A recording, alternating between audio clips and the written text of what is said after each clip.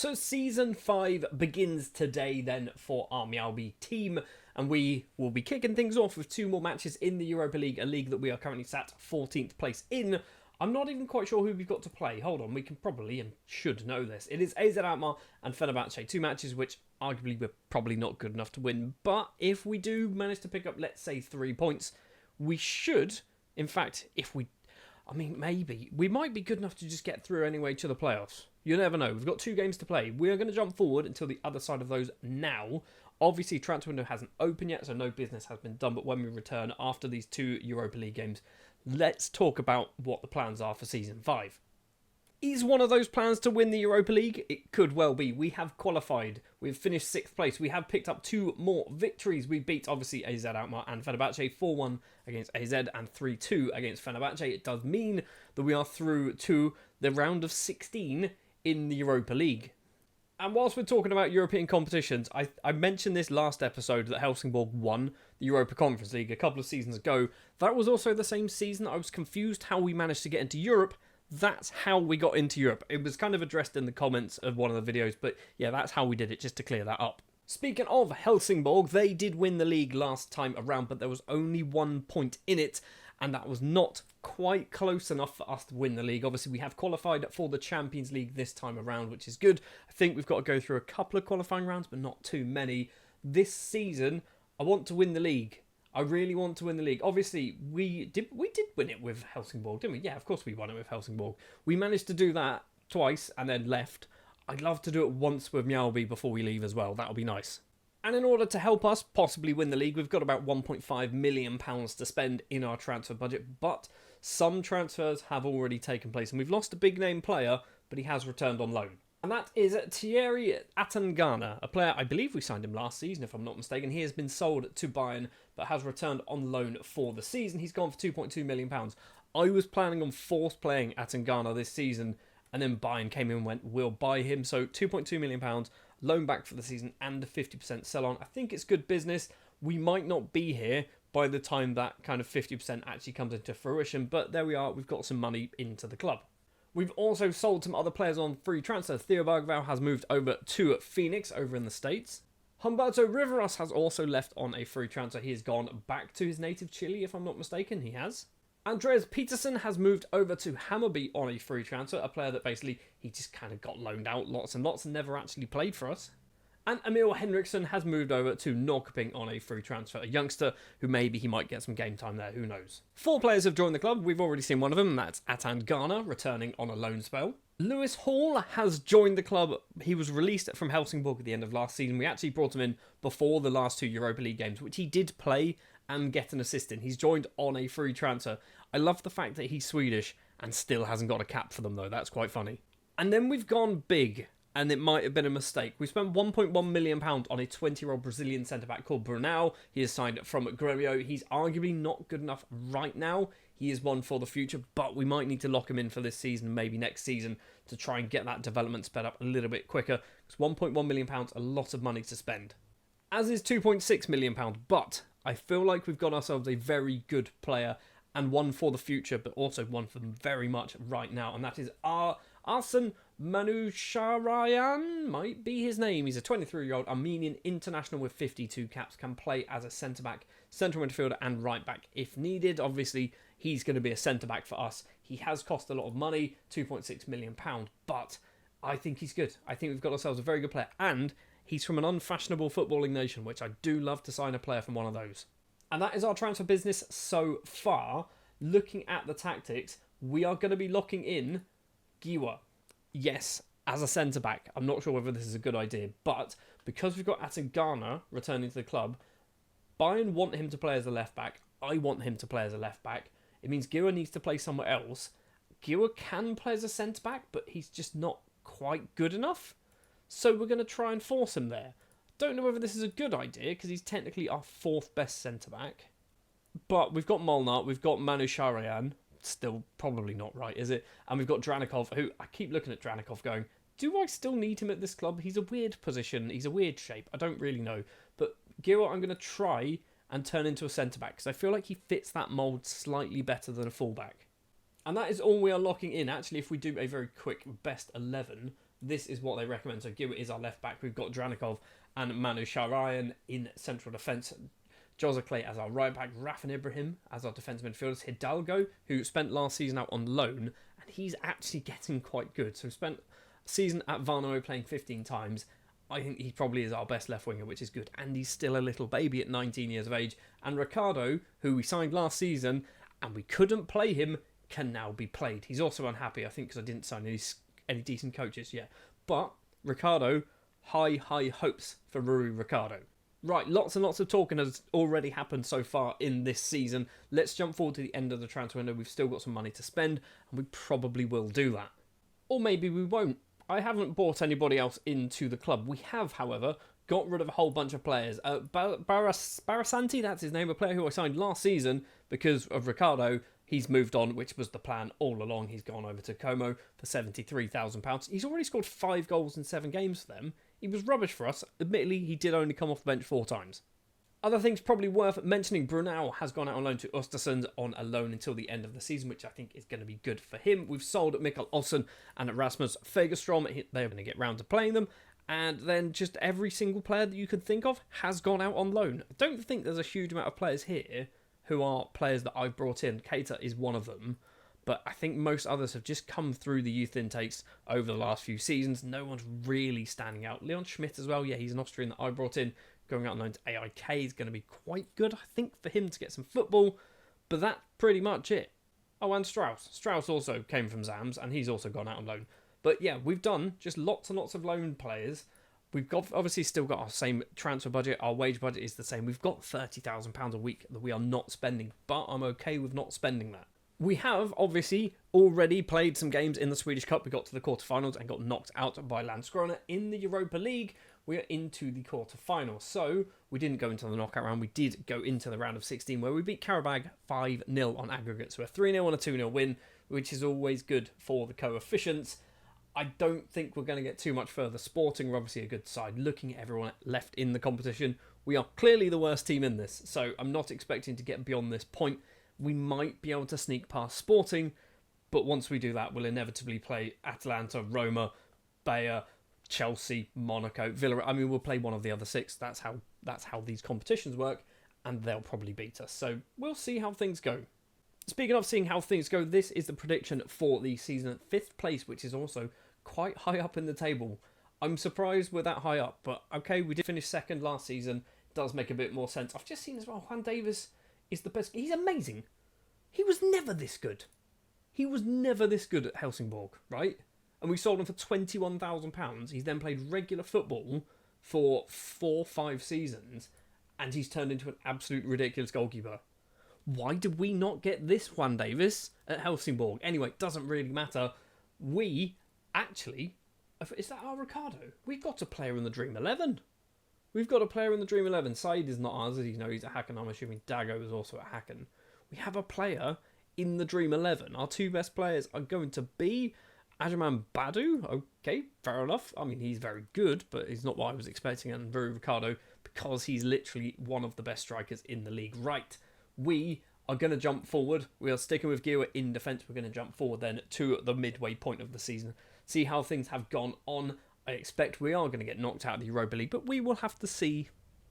I love the fact that when you jump to the competitions around July time, it's technically next season from a Champions League and Europa League thing. And we're in the Champions League, but we were already in the Champions League. Does that mean we won the Europa League? The smart ones about you have already worked out. No, we haven't. But we did manage to get past Sporting, beating them 1-0 and drawing 1-1. In the semi-final, we then played Atalanta, where we got absolutely smashed. We lost 2-1 and we lost 4-1, so losing 6-2. Chelsea-Atalanta final, eventually won by Chelsea 3-1. But getting to the semi-final of the Europa League is impressive for our little old Mjällby side. And as you can see then, after 13 games, we are 24 points on the board, 5th place in the table, where the media predicted us to be finishing. I say okay, obviously we have to be okay with it. We can't go back in time. But we are just 4 points off the top of the table, so we're not too far out of reach. We've got 6th and 7th place as well, who are still kind of within touching distance. So there's quite a lot of teams who are still in that fight. Before we talk about transfers, I do want to take a very quick look at the coefficients, and we have moved up to 7th place. I believe we've moved up to 7th place, which means, what does that mean? We get one team directly. I mean, it's exactly the same, isn't it? It's not. 7th place gets us somebody directly into the Europa League. In fact, 2 teams directly into the Europa League. And then we still need to go through some qualifying rounds to get to the Europa Conference League, which is fair enough. But we are very, very close. 6th is amazing. If we can get to 6th, that is 2 teams directly into the Champions League. 1st and 2nd place in the table will be picking up big money from Champions League TV rights. So anyway, transfers. The window has opened and we have spent a little bit of money. We did have 1.5 million to spend. It's gone down by about 400,000. We've brought in 2 new players. First of all, I really want to get ourselves a very good goalkeeper, and Mohamed Derbal is the next attempt at doing this. He's cost £350,000, an Algerian international, 22 years of age. I think he's pretty good. I don't know whether he's good enough at the moment when you compare him to Rajkovic, who's our number 1. I think Rajkovic is better, but I feel like Derbal might have the highest ceiling. He's got 4-star potential, whereas Rajkovic only has 3.5. Borna also only has 3.5. So maybe Derbal could be our new future number 1. Maybe we force play Derbal. Who knows? And the other player we have signed has cost us just £50,000. His name is Delan Gaynor. He is an 18-year-old Jamaican international with 9 goals in 17 appearances. Striker, right winger, central midfielder for £50,000. He's ridiculous. 3-star current ability, 4.5-star potential ability. We might have ourselves a superstar in the making. It's annoying that he's already got lots of caps for Jamaica, but when you think of how good he actually is, it's not a surprise to anyone at all. The weird thing, he scored lots of goals, 27 for Mount Pleasant, he scored 9 for Jamaica, he got 8 finishing. And because of that, we are going to be force playing him because I don't think he will get into the squad, or if he does, it's not going to be there. Right wing, we're going to make sure that he's going to be our right winger coming in off that right-hand side. And I think he's going to do very, very well for us. We've also got Giwa, who's been playing every single match as a centre-back. He's played 9. I think he must have got injured. Got 3 goals and assists, though. That's pretty good. And I guess the next thing to do is jump forward to September to see whether we spent any more of this £1.1 million. Have we brought in any more money? Have we sold any more big-name players? And also, have we actually managed to get into the Champions League group stage? Because that would be quite useful. Right, somewhat of a busy summer for us. Marcus Holm has left the club, going to Elfsborg for a small fee, £1,700. Christian Star Wars has also left the club, signing for Landskrona. He's gone for £14,250. Another goalkeeper has also left the club. Frank Borna has moved over to Salzburg for £215, possibly going up to £275. And Aliu Atli Mana has moved over to Orbro, I'm not quite sure, for £425,000. We have brought in a bunch of players as well to replace some. First of all, a right winger in the shape of Dennis Lindberg signed from Djurgårdens. He's been brought in because he's Swedish and we were starting to run low on Swedish players. So we brought him in. He was also transfer listed. They weren't playing him. He has cost probably a bit too much, £375,000. He has come off the bench quite a few times, scoring a goal already. We've also signed central defender Yigit Karapinar might be his name, not quite sure. I feel like he's part Turkish, isn't he? It's definitely a Turkish looking name. It is a Turkish looking name. So yeah, he has come in from Djurgårdens as well. He's cost a little bit less, actually. I was going to say more. A little bit less, £130,000 this time around. And I think we've got ourselves a very good young Swedish centre-back. 3 caps to his name. Mentally, those numbers are really, really good. I like those numbers.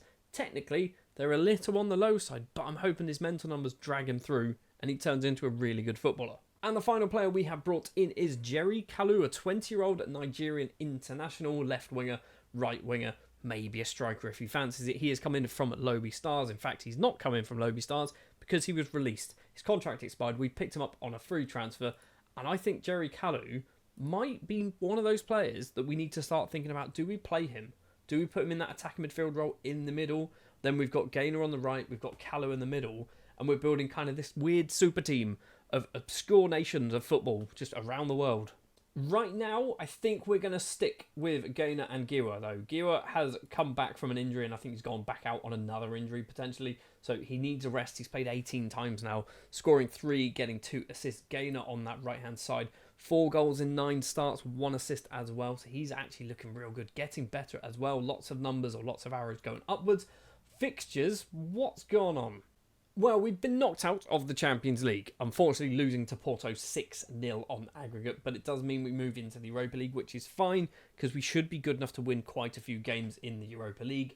In the Swedish Premier Division, we are 6th place. We have been on a shocking run of form. If you kind of take out the Champions League games here, so we've lost against Bromwich-Podkana, we've got a draw there, we've got a defeat against Helsingborg, we've got defeats as well against Hammarby, defeats against Västerås and Djurgården. This was obviously before the transfer window opened. Lots and lots of draws, so we're not doing particularly well. When we do win quite comfortably with lots of goals.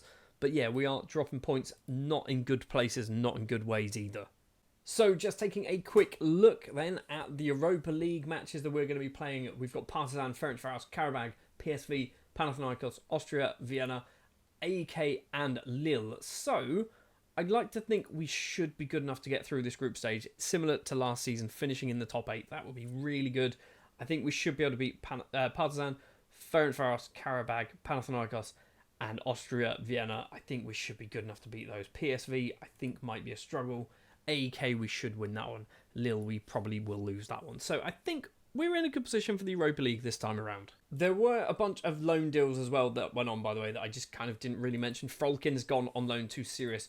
Asuji, a player who I really have high hopes for, he's gone out on loan to Halmstad to get a bit of first-team football, also in the Premier Division, which is good to see. Anyone else? Johan Barchen, he's also gone to Sirius. Brought him in because I was hoping he'd get some game time for us.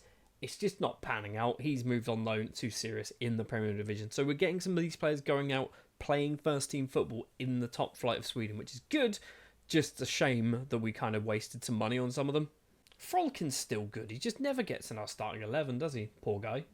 Well, I guess there's one last thing then to do this season, and that is to jump to the end of it and see where we have finished. I want to finish in the top 5. Obviously, it's not looking good, but hopefully we can turn this around, get in the top 5, and get some more European football for our 6th season in charge of Mjällby. Oh, it's not good reading. It's not good reading, is it? We have finished 6th place in the league. Joint on points. Joint on goal difference. We are finishing 6th on goals scored against Kalmar. I'm assuming that's why we're 6th, because they've scored 66, we've scored 62. Oh, that's frustrating, because the thing is, one win would have put us 4th. Change one of those defeats to a win and we go 4th, and we're in the Europa Conference League. Instead, we're looking at a season where we are not in any form of European competition. Unless, it's again unlikely, but we did get to the semi-final last time around, unless we win the Europa League. 6 games have been played so far, and we have not conceded a goal. That's ridiculous. In all the wins, we've not conceded, and then we have lost once against Austria Vienna, strangely. Okay, Panathinaikos 4-0, PSV losing against us 7-0, Karabag 4-0, Partizan 4-0, Ferencváros a 5-0. Rui Ricardo in his debut season, ignore last year, scoring 10 goals in 6 Europa League games. He's managed to find a lot of goals, all in the Europa League, unfortunately, not a huge amount in the actual Allsvenska. And he is wanted by Helsingborg. No, that's not happening. So Season 5 is going to end somewhat disappointingly with this Mjällby side, unless we can do something in the Europa League. Next season, we need to just get back into Europe. We need to basically try and focus on the league, make ourselves a much better side. Or, we have jumped forward to the 15th of January. This is an opportunity that I think is quite interesting. Norrköping's manager has just moved on to a different team. Norrköping won the Allsvenska in the 2nd season of this save in 2024. They won the Allsvenska. They then got relegated. They have since climbed their way back up, and maybe this is what we do. Do we jump ship from Mjällby? A Mjällby side, by the way, if we have a quick look at the schedule, we haven't played the Europa League games yet, but do we jump ship from Mjällby, move over to Norrköping? And 11 days later, we have moved over to Norrköping. So, next season, we will be taking charge of our 3rd team, and what will probably be, unless we get sacked from Norrköping, our final team of this Building a Nation save. IFK Norrköping, we need to get them back on top of the Swedish Premier Division, getting them winning the league once again, like they've already done so far this save. And we have one real challenge left to go, and that is now to just make Sweden amazing. We need to get the youth development going. We need to bring in the best possible Swedish footballers we can find, developing them to be the best possible players they can be, and then hopefully, maybe at some point in the next 100 years, Sweden might actually win the World Cup or the European Championships, but we will have to wait and see.